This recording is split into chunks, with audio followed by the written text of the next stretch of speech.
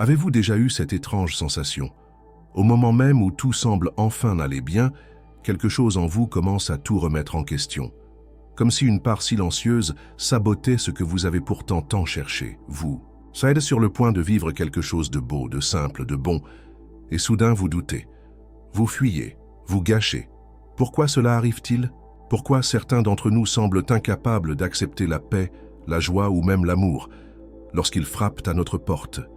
Et si ce n'était pas la vie qui s'acharnait, mais quelque chose en vous, quelque chose d'invisible, tapi dans votre inconscient, qui agit sans votre permission. Carl Jung fut l'un des premiers à expliquer ce phénomène. Pour lui, notre bonheur n'est pas empêché par les obstacles extérieurs, mais par une force intérieure mal comprise. L'ombre, les complexes et les croyances cachées que nous nourrissons sans le savoir. Dans cette vidéo, nous allons explorer un sujet qui concerne chacun d'entre nous. Pourquoi sabotez-vous toujours votre propre bonheur?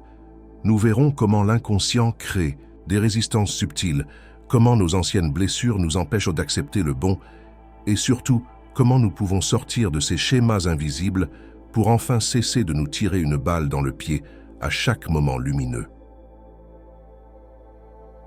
Parce que peut-être, le bonheur ne se conquiert pas, il se reçoit. Et pour cela, encore faut-il croire qu'on en est digne. L'auto-sabotage n'est pas une décision consciente. Personne ne se réveille un matin en se disant « Aujourd'hui, je vais détruire ce qui me rend heureux ». Et pourtant, cela arrive.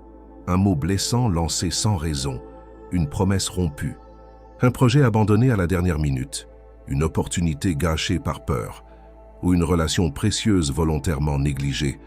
Ces gestes semblent absurdes, illogiques, mais à un niveau plus profond, ils prennent tout leur sens. Carl Jung a observé que l'être humain est souvent poussé par des forces internes qui échappent à sa volonté consciente. Ces forces résident dans l'inconscient, dans ce territoire intérieur que nous n'avons jamais appris à explorer. Et c'est là que se trouve l'origine de l'auto-sabotage. Lorsqu'une personne a grandi dans un environnement où l'amour était conditionnel, où la joie s'était perçue comme dangereuse, ou où la réussite était accompagnée de jalousie ou de rejet, son psychisme enregistre un message simple. Être heureux, c'est risqué. Si je m'épanouis, je serai abandonné. Si je réussis, je serai puni. Ces croyances ne sont pas toujours formulées en mots. Elles vivent dans les émotions, dans les réactions, dans le corps. Elles deviennent des réflexes invisibles qui, à chaque fois que le bonheur s'approche, déclenchent des mécanismes d'autodestruction. C'est une forme de protection. Un réflexe archaïque, hérité d'un moment où se sentir bien était associé à un danger. Et tant que ces messages inconscients ne sont pas identifiés, la personne continue à se saboter, sans comprendre pourquoi. Mais que se passe-t-il exactement dans l'inconscient pour qu'il rejette ce que nous désirons le plus? Et pourquoi est-il si puissant face à notre volonté consciente? C'est ce que nous allons voir dans la prochaine partie. Pour comprendre pourquoi nous nous sabotons, il faut d'abord comprendre ce qu'est réellement l'inconscient. Pour Carl Jung, l'inconscient n'est pas un simple réservoir de souvenirs oubliés, c'est un espace vivant, actif, qui influence chaque pensée, chaque décision, chaque émotion, souvent à notre insu. Il contient tout ce que nous avons refoulé, les peurs que nous n'avons jamais osé affronter, les blessures que nous n'avons pas su guérir, les parts de nous-mêmes que nous avons rejetées pour être acceptées. Mais l'inconscient ne s'arrête pas à notre histoire personnelle. Il est aussi relié à quelque chose de plus vaste. L'inconscient collectif, ce réservoir symbolique où vivent les archétypes, ces formes universelles qui influencent nos vies à travers les âges. Et c'est là que réside une vérité dérangeante. Ce n'est pas parce que vous désirez quelque chose consciemment que votre inconscient est d'accord. Vous pouvez vouloir une relation stable, mais si votre inconscient associe l'amour à la trahison, il sabotera chaque lien. Vous pouvez aspirer à la réussite, mais si vous portez en vous la peur d'être rejeté par votre famille, en cas de succès, vous échouerez au moment clé. Vous pouvez chercher la paix, mais si votre système interne a été programmé dans le chaos, le silence vous fera paniquer. Ce n'est pas de la mauvaise volonté, c'est une dissonance entre deux mondes, celui que vous croyez diriger et celui qui vous dirige vraiment. L'inconscient agit avec une force immense car il obéit à une seule règle, la cohérence avec vos expériences passées. Il ne cherche pas ce qui est bon, il cherche ce qui est familier. Et tant que le bonheur est perçu comme étranger, il sera perçu comme une menace. Mais alors, que peut-on faire lorsque l'on découvre que notre propre esprit lutte contre notre épanouissement? Comment réconcilier ces deux parties de nous? Pour y répondre, il faut d'abord comprendre pourquoi notre esprit rejette parfois ce que nous désirons le plus. C'est ce que nous allons explorer dans la prochaine partie. Pourquoi rejetons-nous parfois ce que nous avons longtemps désiré? Pourquoi, au moment même où la vie semble nous offrir ce que nous attendions, quelque chose en nous hésite, se referme, recule? Carl Jung expliquait que ce rejet n'est pas irrationnel. Il est profondément logique pour l'inconscient. L'inconscient ne fonctionne pas selon nos désirs, mais selon notre expérience émotionnelle passée. Il ne cherche pas à nous rendre heureux. Il cherche à nous protéger de ce qui un jour a été vécu comme une menace. Ainsi, si l'amour a été synonyme de souffrance dans votre passé, si l'attention a toujours été suivie de moquerie, si la joie a été étouffée dès l'enfance, votre inconscient a enregistré ces associations. Aimer, c'est se mettre en danger. Se montrer, c'est risquer l'humiliation. Être heureux, c'est s'exposer à la chute. Et chaque fois que vous vous approchez d'un moment heureux, votre psyché réactive le système d'alarme. Vous vous retrouvez alors dans une lutte intérieure. Une part de vous avance, l'autre freine. Une part espère, l'autre sabote. Ce mécanisme est souvent invisible. Il se manifeste par des gestes apparemment insignifiants, un message que vous n'envoyez pas, une opportunité que vous laissez passer, un mot blessant prononcé sans raison. Mais en réalité, c'est votre inconscient qui parle. Et il vous dit, reste dans la zone connue. Ce que tu veux est peut-être dangereux. La peur de réussir, d'aimer, de s'épanouir n'est pas une faiblesse. C'est un instinct de protection. Mais un instinct basé sur des blessures anciennes qui ne correspondent plus à la réalité présente. Alors, comment déprogrammer ces associations erronées? Comment cesser de confondre sécurité et souffrance? Pour cela, il faut rencontrer ce que Jung appelait les complexes, ces noyaux d'énergie psychique autonomes qui dictent nos réactions malgré nous. C'est ce que nous allons découvrir dans la prochaine partie. Pour Carl Jung, l'un des plus grands obstacles à notre épanouissement n'est pas le monde extérieur, mais ce qu'il appelait les complexes. Un complexe est une sorte de noyau émotionnel chargé, logé dans l'inconscient. Il naît à partir d'une blessure, d'un choc émotionnel ou d'un conflit vécu sans pouvoir être digéré pleinement. Contrairement à ce que l'on croit, un complexe ne se contente pas d'être un souvenir douloureux. Il agit comme une entité vivante, dotée d'une volonté propre, capable de prendre le contrôle de notre comportement à notre insu. Jung disait « Nous ne possédons pas nos complexes, ce sont eux qui nous possèdent. » Lorsqu'un complexe est activé, il nous pousse à agir d'une manière qui n'est pas rationnelle, ni cohérente avec ce que nous voulons. Il déclenche en nous des automatismes, des émotions disproportionnées, des réactions qui nous étonnent nous-mêmes. Prenons un exemple. Quelqu'un qui a développé un complexe d'abandon à la suite d'un départ brutal ou d'un manque affectif dans l'enfance. Chaque fois qu'il se rapproche d'une relation stable, ce complexe s'active. Il commence à douter, à se méfier, à saboter inconsciemment la relation pour éviter de revivre la douleur de l'abandon. Ou encore, une personne porteuse d'un complexe d'échec, construit sur des humiliations scolaires ou parentales. Chaque fois qu'elle s'approche d'un projet ambitieux, une voix intérieure lui murmure « Tu n'y arriveras pas, ce n'est pas pour toi », et elle finit par échouer. Pour ne pas contredire ce que le complexe attend d'elle. Ces complexes créent une forme de fidélité à la souffrance. Ils nous font répéter des scénarios connus, car ces scénarios, aussi douloureux soient-ils, sont familiers. Le problème n'est donc pas le manque de motivation, ni même le manque d'amour. C'est l'emprise silencieuse d'un programme inconscient qui agit par peur de revivre une ancienne blessure. Mais ces complexes ne sont pas des prisons définitives. Ils peuvent être vus, reconnus, transformés et... Cela commence par un acte de lucidité. Reconnaître qu'une part de nous joue contre nous, non pas par malveillance, mais pour nous protéger d'une douleur ancienne. Alors, que contient réellement cette part de nous qui sabote nos élans? C'est ce que Jung appelait l'ombre, et c'est elle que nous allons explorer dans la prochaine partie. L'ombre est l'un des concepts les plus puissants de la pensée de Carl Jung, et c'est aussi l'un des plus difficiles à regarder en face. L'ombre représente tout ce que nous avons rejeté de nous-mêmes, nos faiblesses, nos colères, nos désirs inavouables, nos envies, nos peurs, nos instincts refoulés. Tout ce que nous avons jugé comme inacceptable, interdit, honteux, et que nous avons enfermé dans les coulisses de notre psyché. Mais ce que nous refoulons ne disparaît jamais. Cela agit depuis l'ombre, justement. Et parfois, cela prend les commandes de notre vie sans que nous nous en rendions compte. Jung disait que l'ombre est le cheval sauvage de notre être. Si nous refusons de l'approcher, elle nous piétine. Mais si nous apprenons à l'apprivoiser, elle devient une force de transformation immense. Le problème, c'est que cette ombre agit souvent au moment où nous sommes sur le point d'être heureux. Pourquoi? Parce que le bonheur, la réussite, l'amour sont des états lumineux et que nous avons parfois au fond de nous intégré l'idée que nous ne les méritons pas. Ce sentiment d'indignité est au cœur de l'auto-sabotage. Une personne qui a grandi sans être reconnue, valorisée, aimée pour ce qu'elle est, peut croire profondément qu'elle ne mérite pas ce qui est bon. Elle peut vouloir le bonheur, mais être incapable de le recevoir. Et c'est l'ombre qui va s'en charger. Elle déclenche la peur, le doute, la fuite, le sabotage. Elle dit silencieusement « ce n'est pas pour toi ». Tant que cette part de nous reste dans l'obscurité, elle gouverne nos actes.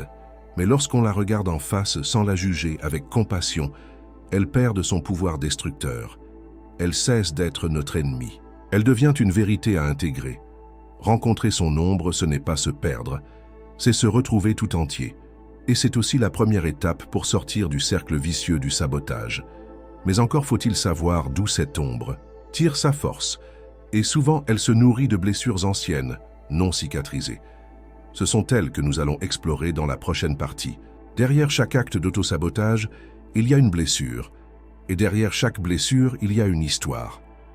Carl Jung nous rappelle que nous ne sommes pas seulement le produit de notre volonté consciente, mais aussi le reflet de nos cicatrices intérieures.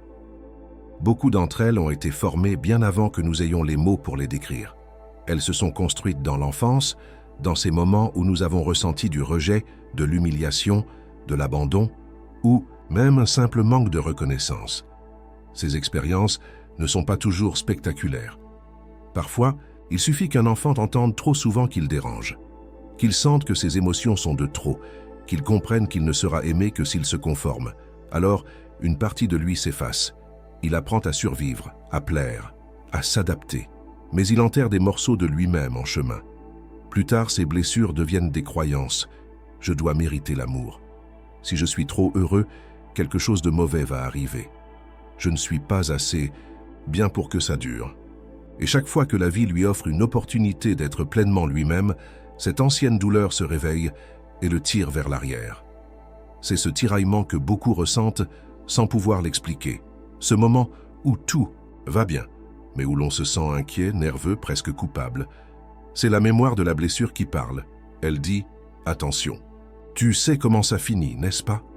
Ces schémas peuvent sembler impossibles à déprogrammer, mais le simple fait de les reconnaître est déjà un acte de guérison. Car ce que l'on voit en pleine lumière ne nous dirige plus dans l'ombre. Le plus paradoxal, c'est que nous avons souvent aussi peur de réussir que d'échouer, et c'est ce paradoxe que nous allons explorer dans la prochaine partie. La peur de l'échec est largement reconnue, mais ce que l'on ose moins dire, c'est que nous avons parfois aussi peur de réussir. Cela peut sembler absurde. Après tout, qui ne voudrait pas réussir, s'épanouir, vivre dans la joie et l'accomplissement? Et pourtant, cette peur de réussir est bien réelle, et Carl Jung en a révélé les racines profondes. Réussir, c'est s'exposer, c'est sortir du connu, c'est assumer sa puissance, sa différence, sa singularité. Et cela peut réveiller des angoisses anciennes, la peur d'être rejeté par son entourage, la crainte de susciter l'envie ou la jalousie, la culpabilité de faire mieux que ceux qui nous ont élevés, la terreur de ne pas être à la hauteur de nos propres. Attendre réussir, c'est aussi prendre le risque de tout perdre. Et pour celui qui a appris à survivre dans la frustration, l'échec est familier, il rassure. La réussite, elle, est instable, incertaine, vertigineuse. Beaucoup préfèrent inconsciemment échouer pour rester dans un environnement qu'ils maîtrisent, même s'il est douloureux. Le bonheur leur semble dangereux, car il les oblige à affronter une nouvelle identité, celle d'un être libre, créatif, entier.